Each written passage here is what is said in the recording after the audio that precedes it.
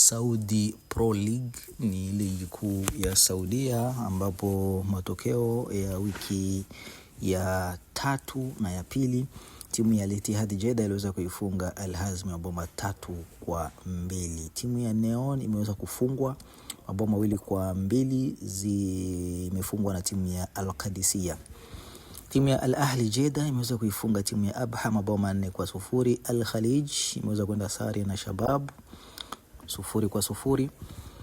Al-Khulud imeweza kuifunga Al-Taun mabao 3-2. Al-Fateh imefungwa na Al-Ittihad bao 1-0. Al-Qadisiyah imeweza kufungwa na Al-Ittihad Jeddah.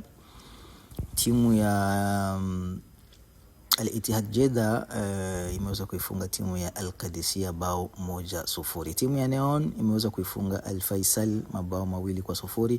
Timu ya Al-Diriyah imeifunga Al-Hazmi bao 1-0. Al-Nasr Riyadh imeweza kuifunga Al-Riyadh mabao 4-0. Timu ya Al-Hilal Riyadh imeweza kuifunga Al-Faiha mabao 3-0.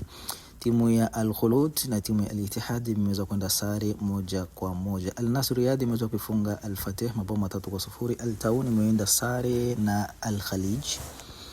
Al-Ittihad Dammam imeweza kuifunga Al-Riyadh mabao 4-2, hapo iko kwenye wiki ya kwanza. Al-Hilal Riyadh pia imeweza kuifunga timu ya Al-Faisal mabao 4-2.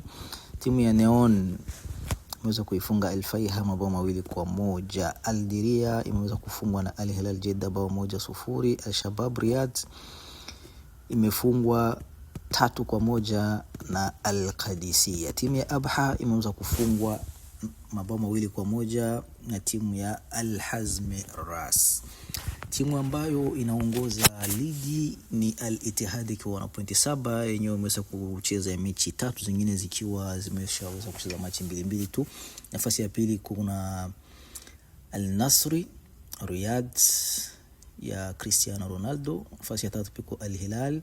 Timu ya mwisho ni Al-Riyadh ikiwa na pointi 0.